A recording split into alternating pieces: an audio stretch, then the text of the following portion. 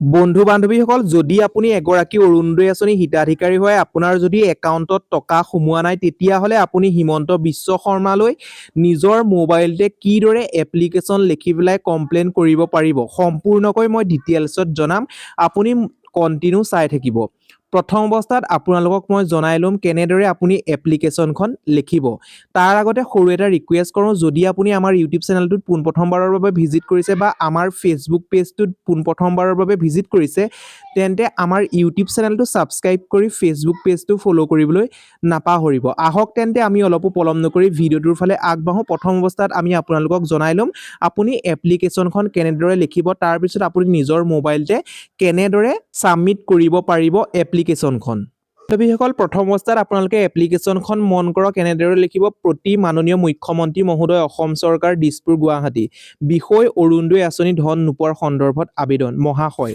সন্মান সহকাৰে জনাওঁ যে মই আপোনাৰ নামটো লিখিব স্বামী পিতৃৰ নামটো আপোনালোকে লিখিব ঠিকনাৰ নামটো লিখিব জিলা চহৰৰ নামটো লিখিব এগৰাকী অৰুণোদয় হিতাধিকাৰী আছিলোঁ তাৰপিছত ইয়াত লিখিব যদি পূৰ্বে পোৱা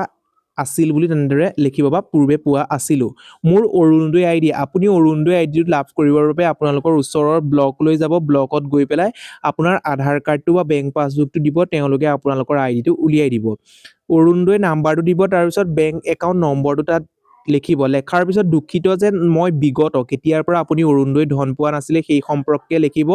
মাহৰ পৰা নিয়মীয়াকৈ অৰুণোদয় আঁচনি ধন লাভ কৰা নাই মই অৰ্থনৈতিকভাৱে দুৰ্বল শ্ৰেণী আৰু এই ধন মোৰ পৰিয়ালৰ বাবে অত্যন্ত প্ৰয়োজনীয় গতিকে অনুগ্ৰহ কৰি মোৰ অৰুণোদয় অৱস্থা পৰীক্ষা কৰি ধাৰাবাহিকভাৱে টকা মোকলাই দিয়াৰ বাবে ব্যৱস্থা গ্ৰহণ কৰি আপোনাৰ ওচৰত স্বীকৃত বা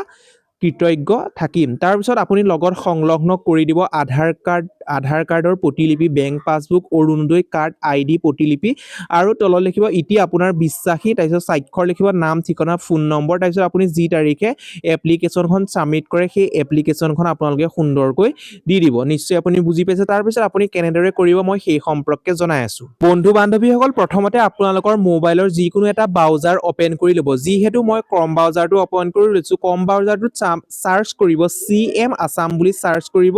CM আছাম বুলি চাৰ্চ কৰাৰ পাছত আপোনালোকে তললৈ স্ক্ৰল ডাউন কৰিব ইয়াত লিখিছে চিফ মিনিষ্টাৰ অফ আছাম সেই অপশ্যনটোত ক্লিক কৰিব ক্লিক কৰাৰ পাছত কি ওলাই আপোনালোকক ডিটেইলছত জনাই আছোঁ সুন্দৰকৈ আপুনি নিজৰ মোবাইলতে কৰিব পাৰিব এনেদৰে এখন পেজ আহিব পেজখন অহাৰ পিছত তললৈ স্ক্ৰল ডাউন কৰিব স্ক্ৰল ডাউন কৰাৰ পিছত ইয়াত লিখিছে যে এই প্ৰথম অপশ্যনটোত আপুনি ক্লিক কৰিব প্ৰথম অপশ্যনটোত ক্লিক কৰাৰ পাছত আকৌ পুনৰ আপোনালোকলৈ অন্য এখন পেজলৈ গুচি যাব সেই পেজখনত কি লিখিব লাগিব বা কেনেকৈ আপুনি এপ্লিকেশ্যনখন ছাবমিট কৰিব সেই সম্পৰ্কে সুন্দৰকৈ আপোনালোকক জনাম আপুনি কণ্টিনিউ কৰি থাকিব কেনেদৰে আপুনি লিখিব লাগে সেই সম্পৰ্কে জনাম বা কি দিব লাগে সেই সম্পৰ্কে আপুনি সুন্দৰকৈ জানিব পাৰিব বন্ধু বান্ধৱীসকল সেই অপশ্যনটোত ক্লিক কৰাৰ পাছত এনেদৰে এখন পেজ গুচি আহিব সেই পেজখন কেনেদৰে বা কি ছাবমিট কৰিব লাগিব সেই সম্পৰ্কে জনোৱাৰ আগতে মই থ্ৰী ডটটোত ক্লিক কৰি ডেস্কটপ মোড কৰি লৈছোঁ ডেস্কটপ মোড কৰাৰ পিছত ইয়াত দেখিছে যে আপোনালোকে মন কৰক ইয়াত আপোনাৰ নামটো লিখিব যিগৰাকীৰ নাম তেওঁৰ নামটো লিখিব বা যাৰ নামত আপুনি আবেদন কৰিব বিচাৰে তেওঁৰ নামটো সুন্দৰকৈ লিখি দিব যি হয় মই আপোনালোকক উদাহৰণস্বৰূপে দিছোঁ আপোনালোকে ইমেইল আইডিটো ইয়াত সুন্দৰকৈ বহুৱাই দিব ইমেইল আইডিটো দিয়াৰ পিছত আপোনালোকৰ যিটো মোবাইল নাম্বাৰ সেই মোবাইল নাম্বাৰটো আপোনালোকে বহুৱাই দিব তাৰপিছত ইয়াত আপোনালোকৰ কি বহুৱাই দিব ইয়াত মোবাইল নাম্বাৰটো বহুৱাই দিয়াৰ পাছত তাৰপিছত আপুনি কি দিব ইয়াত ফটো সহ অৰ্থাৎ আপোনাৰ মোবাইল নাম্বাৰ ইমেইল আইডিটো দিয়াৰ পিছত মোবাইল নাম্বাৰটো দিব তাৰপিছত ইয়াত আমি কি দিম যিখন এপ্লিকেশ্যন যিহেতু মই এপ্লিকেশ্যনখন কপি কৰি থৈছিলোঁ কপি কৰাৰ পাছত আমি প্ৰেছ কৰি দিম তাৰপিছত ক'ত ছাবমিট কৰিব লাগে সেই সম্পৰ্কেও মই জনাম বন্ধু বান্ধৱীসকল যিহেতু মই কপি কৰি থৈছিলোঁ কপি কৰাৰ পাছত প্ৰেছ কৰি দিলোঁ তাৰপিছত আপুনি ইয়াত ডকুমেণ্টছ PDF কৰিও সুন্দৰকৈ ইয়াত দিব পাৰে ফটো সহ ফটো মাৰি পেলাই আপোনাৰ যিখিনি ডকুমেণ্টছখিনি আপলোড কৰিব পাৰে আধাৰ কাৰ্ড আপোনাৰ যি অৰুণোদয়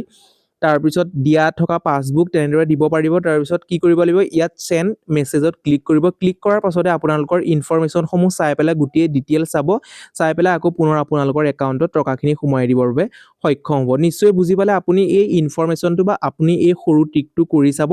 যদি উপকৃত হয় বহুত বহুত ধন্যবাদ। নিশ্চয় হিমন্ত বিশ্ব শৰ্মাৰ এইটো অফিচিয়েল পেজ বা নিজৰ পেজ, তেওঁ নিশ্চয় আপোনালোকৰ সেইখিনি গুৰুত্ব দিব বুলি আশা ৰাখিলোঁ। এই ভিডিঅ'টোৰ জৰিয়তে সৰু এটা ইনফৰমেশ্যন দিলোঁ।